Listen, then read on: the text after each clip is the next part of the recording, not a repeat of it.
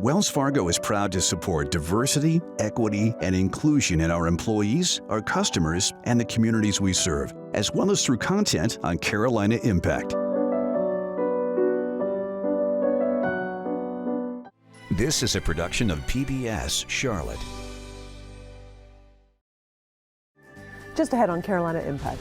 Come on down to the farm, the fish farm. I'm Jeff Sonnier at North Carolina's largest tilapia farm. You'll be surprised where it's located. Plus, 4-year-olds learning how to code. We'll introduce you to the program making it possible. And these students know how to take jabs. How this fencing academy teaches more than swordplay. Carolina Impact starts right now. Carolina Impact, covering the issues, people, and places that impact you. This is Carolina Impact. Good evening. Thanks so much for joining us. I'm Amy Burkett. Charlotte's known as a big business town, a banking town, a tech town. But you won't find much farming here unless you know where to look. We'll take you to what may be Charlotte's most unusual farm. Unusual because of what they grow and where they grow it. Carolina Impact's Jeff Sonnier and photojournalist Doug Stacker join us near Charlotte Douglas International Airport for an inside look. Yeah, you can see how close we are to the airport. There's the air traffic control tower just behind us. We've got planes landing on either side of us here, and we're surrounded by airport business park type buildings. So where's the farm? And where are the fish?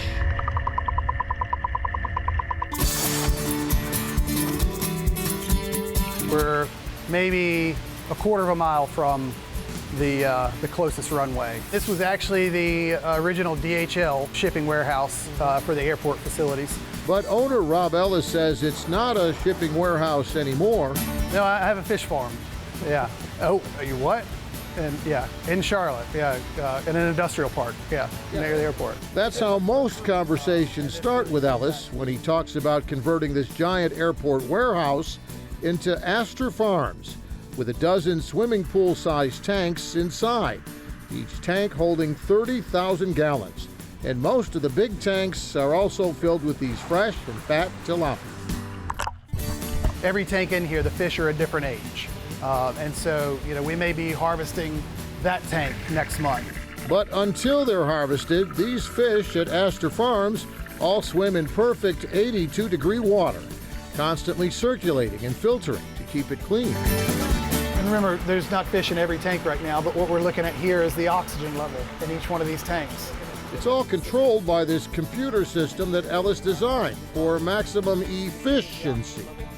So we could come in here and change these set points of any of these tanks. We're also looking at our water temperatures. And Charlotte's only fish farm has an automatic food system too. All right, we ready? Ready. Here we go. Making sure this feeding frenzy for hundreds of thousands of fish happens not just every day, but every hour. So we bring in fish when they are about a centimeter long. At that point, they're about 30 days old.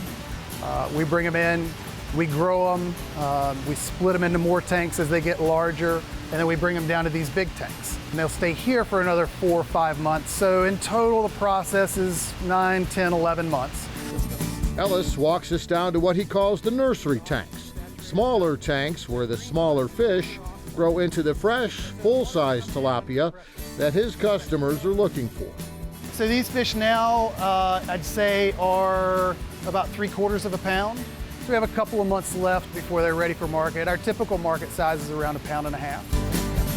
But Ellis, who's a chemical engineer from NC State, admits that in the beginning he learned most of what he knows about fish farming from NC State's aquaculture website.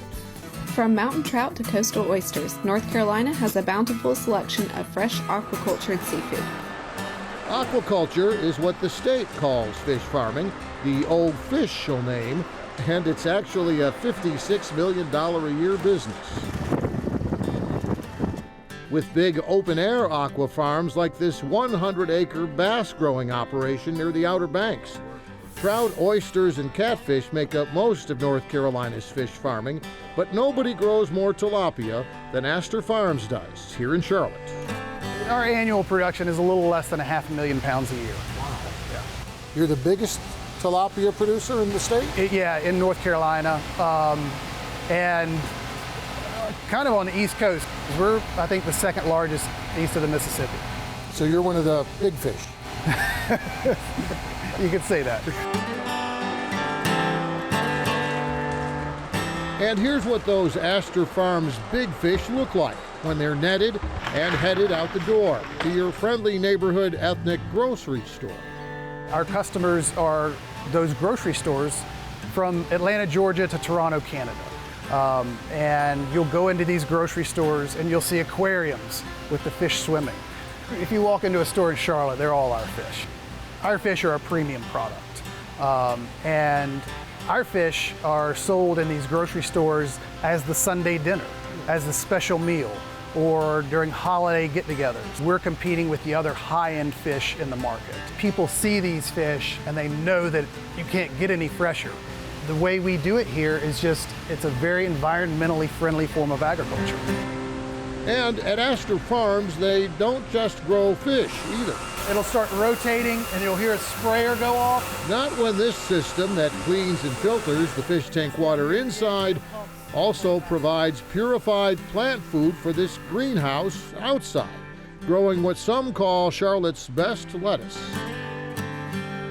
And we're basically just pulling that nitrogen out of the water and using it for these plants. You see the roots sit right into the water there, and that's where they get their nutrients.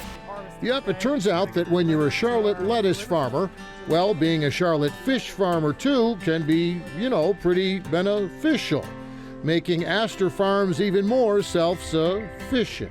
Farmers kind of get together outside of the city and talk about farming. Right. But we're in our own little bubble here in the industrial park.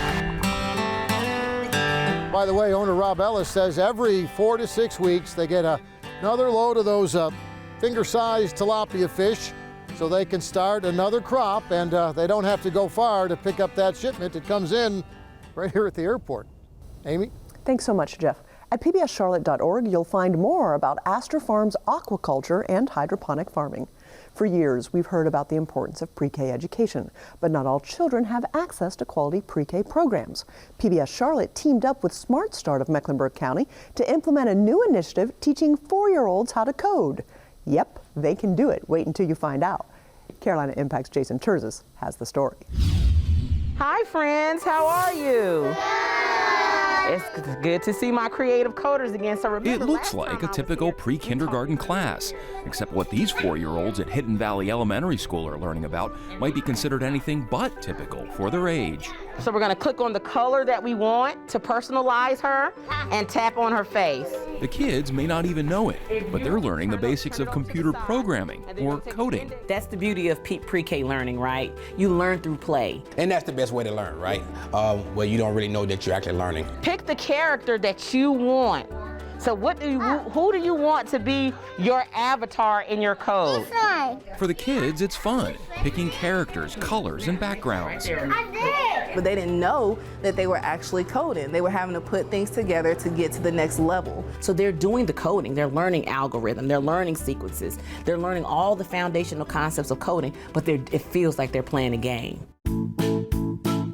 PBS Charlotte implemented the program called Scratch Junior, developed at MIT in the early 2000s to help young children keep up with ever-changing technology. Then they married it to PBS because PBS is synonymous with early childhood education. I mean, it's America's first classroom. And when she mentioned coding and building and project-based learning for pre-K, that's exactly what we need to be doing. To fund the program and provide the class with the tablets, PBS Charlotte received an innovation grant from Smart Start of Mecklenburg County. Can I get some silent claps? Silent claps.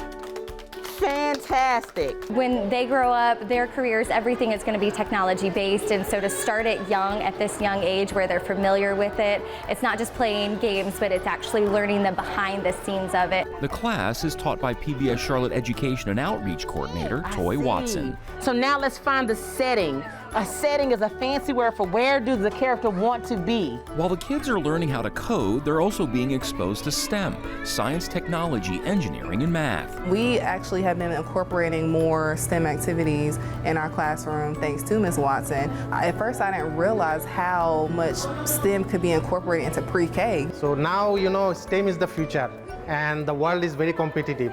So the earlier they can start, the better for them. So we are really happy about that, and we thank the whole PBS Charlotte team for this initiative. Where do you want Red to be on the character? That's all right, so now he's Red. In January, Toy began teaching 2 pre-K classes at Hidden Valley and another at the Sugar Creek Library, serving 56 children in all. What if we gave kids concepts around vocabulary, sequencing, algorithm, and then showing them coding blocks? This is basically you take the code that we would normally see in the HTML format and bring it down on the level for kids. And for Toy, this initiative is personal. She attended Hidden Valley and spent a dozen years as a middle school English language arts teacher within CMS. She saw firsthand the struggles some kids have. So to be able to give back now and help the younger generation means a lot. In Mecklenburg County, you know that we have trouble with meeting our reading standards by the time they're in the 3rd grade. By that time, I already could recognize the gaps that were in learning, right? She was at one of the most challenging schools in CMS, which was M.L. King Junior Middle School, and she won Teacher of the Year over there. So her reputation precedes her. Do you see what you guys just did? You gave him a list of steps in order to follow to complete a task. According to U.S. News & World Report, all of Hidden Valley students are economically disadvantaged, and just 17% of students scored at or above the proficient reading levels for their age, putting the school near the bottom of the state rankings. Graduation ceremonies were recently held. The kids awarded certificates of completion for the course. Everyone from teachers to parents, administrators, and Smart Start reps are thrilled with how the program turned out. When I got there, only 2% of the kids could say that this is a character, this is the setting, this is how the story, or this is the plot. Now, all of the kids, that's 100% of the kids are able to do that. Math skills are improving because of it. Technology skills are improving. I mean, it's been all around. Seeing students' growth and development during her coding sessions, Toy shed a few tears during the certificate ceremony. And they just welcomed me with such open arms, and in a community where I'm from, because I'm from that community. And it's a stigma sometimes that comes along with being from Hidden Valley. And so just being emotional because I'm a part of a situation where I get to erase that stigma, give them something positive to look out for. Although the grant is now complete, the goal is to continue the initiative in future school years, and not just at Hidden Valley, but throughout all CMS pre-K programs. Good job, good job. For Carolina Impact, I'm Jason Terzis reporting. Thanks so much, Jason. I went to the graduation, and it was great to see how proud those kids were of what they had accomplished. Well, the results are in from the PBS playoffs. We asked you to vote online for your favorite Carolina Impact stories. Tonight, we're sharing number 3. At 64 years old, he does wonders with a basketball. Carolina Impact's video journalist Doug Stacker and reporter Jason Terzis introduce us to Hookshot Charlie.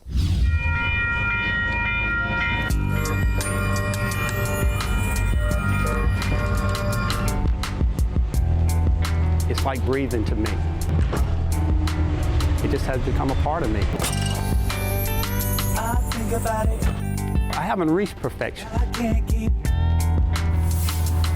It's been said that perfection is not attainable. But if you chase perfection, you'll catch excellence. My name is Charlie Currence. They call me Hookshot Charlie. Charlie Currence isn't perfect, but his hookshot certainly classifies as excellent. I haven't reached perfection, but every day I strive to get closer and closer to hitting everything I throw up. For more than 7 years, Charlie has been getting himself to a gymnasium to do just this. Put up hookshot after hookshot after hookshot. It's something that makes you feel like I want another one and another one. Effortless. That's the way Charlie makes it look, even when he's well past the three-point line, nearly out to half court. First time I saw him, I came into the gym and I was like, who is this guy doing hook shots from half court? He was making them. And then I saw him hitting those shots consistently, and I was like, who is this guy, man? Not even injuries can keep him away. I've shot with ankle sprains, broken thumbs, pulled muscles because I want it that bad. When people see him, they don't say hi. They don't have to. All they do is throw it up. When they see Charlie, they tend to go, hook shot Charlie. There was the time when Chick-fil-A asked him to do a promo. When they approached me, could I make a hook shot in a cow suit? Of course I said yes. Cow costume and all, Charlie was still able to make it. The hand was a big mitt, so I couldn't palm or feel the ball, and I couldn't see out of the head. I knew where I was on the floor. I didn't get to see it go in. I heard the people yelling. Charlie fell in love with basketball when he was just 8. I started playing basketball as a kid, and I always loved the game. That was one of my passions. I always wanted to play basketball. I just fell in love with the game, and I haven't stopped. He left his job in the banking industry after 23 years when he was 50. The next day, he got a new ball and headed to the Y. I started out just shooting and working out by myself, and the hook shot just sort of come into play. I stumbled into it. It wasn't what I started out doing, that's what it ended up being. Alone in the gym, Charlie started shooting the hook. He was there hours at a time, putting up hundreds of shots. You know, I didn't start hitting right off. Soon, he was at the gym 7 days a week. But I started trying to see how far I could go back. I challenged myself. I didn't challenge anybody else, I challenged me. And next thing you know, I was at half court. He started keeping a log of all the shots he was taking. I put up well over a million hook shots. Now at 61, his love for the game is stronger than ever. I love doing it. And I love more than anything being in that gym by myself, challenging myself. Can I hit 10 in a row? Can I hit 15? Can I hit 20? Yeah, he occasionally misses, but it's not often. So why the hook shot? Despite being virtually unblockable, the hook is a lost art form. Oh sure, there were guys back in the day who did it, most notably Kareem Abdul-Jabbar. Everybody knows Kareem. But today's game is more wide open. Slam dunks on the inside. Showtime! Three-point marksman on the outside. Fires a three! Oh, he puts it in! I think those shots went because the guys are so athletic. Times are different now. That shot is so, as I say, basic and vanilla. It's not a big splash like a dunk or a through the legs or crossover, so I get it. But even with his old school shot, Charlie has gained the respect of the younger generation. He's a part of the old school, but he fits in with the new school. Good shot! It inspired me because ever since I met Hook Chuck Charlie, I've been doing it. I've been trying until I made it. When their eyes open up with the hook shot, and I get them in a group, while they have that glee in their eyes, I say, what do you like doing? What do you love doing? Turns out for Charlie, it's not really about the hook. His reasons for doing it go much deeper. When I'm shooting basketball, man, it's almost like it's therapy for my life. It's therapy for me. Yeah. And even as our interview with him wrapped up, what did Charlie do? Get up and knock down another one. You have it on? And that's what he'll keep on doing, knocking them down over and over again.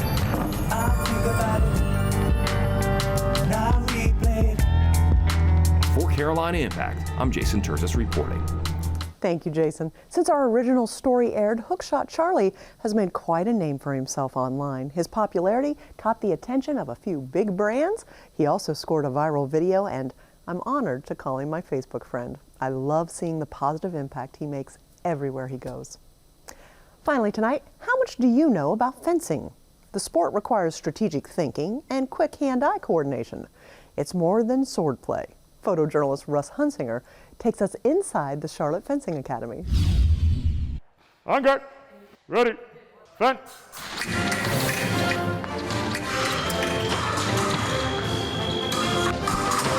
When everyone's a little kid, they want to play sword fighting with a little stick, or they want to play Star Wars, or they want to play Pirates of the Caribbean out there. Very good. When they come into here, they find things are a little bit different than that. Back and forth. In third grade, I started as foil, and I just progressively started liking it more, and it's a really interesting sport. It's a lot like physical chess. Fun is really the only word I can think of, but there's so many other smaller things. It's constant action, exciting and fast. I think I like part of the adrenaline. You can just find your own way and style and not everyone fences the same way, so it's really interesting to kind of meet new fencers as well. A lot of this sport is about strategy and trying to get your opponent to do things that you want them to do before they get you to do things that they want you to do. Anyone can do this. We have fencers from 7 all the way up to 70. If you're any type of disabilities, we can work with those disabilities as well. There's Paralympic fencing is available. There's not really a whole lot of limitations to prevent someone from coming in and fencing for the first time. Ready? Fence! I am on the shorter side. I am 5 feet tall. And no matter how tall you are, boy, girl, or whatever you choose, fencing is a sport that allows everybody to do that. Here we teach foil and epee. In foil, points are scored by hitting the torso. In epee, you're also attacking with a point, but the entire body is target.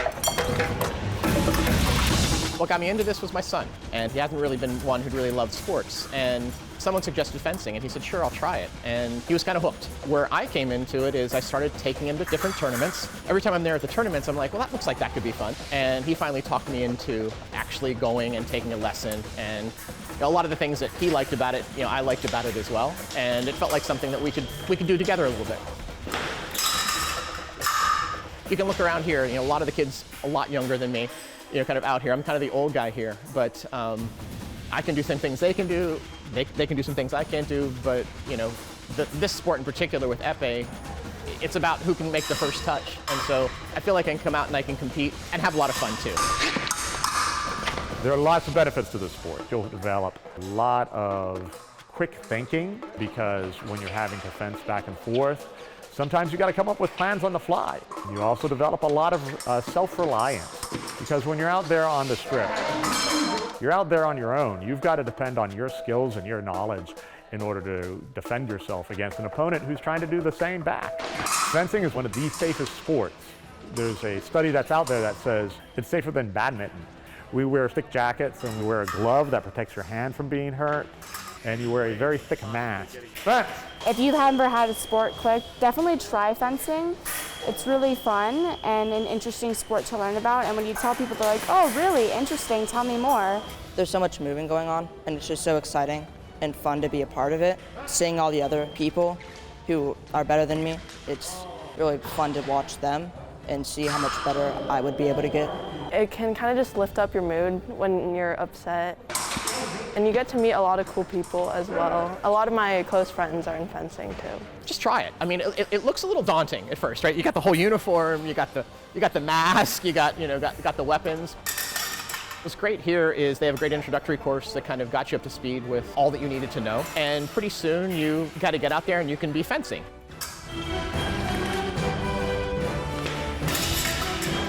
Thank you, Russ. I have always been intrigued by fencing, but I've never tried it. So before we go this evening, we'd love your feedback on our stories tonight, or send us your story idea. You can do both by sending an email to feedback@wtvi.org. Well, that's all the time we have for you this evening. Thanks so much for joining us. We always appreciate your time and look forward to seeing you back here again next time on Carolina Impact. Good night, my friends.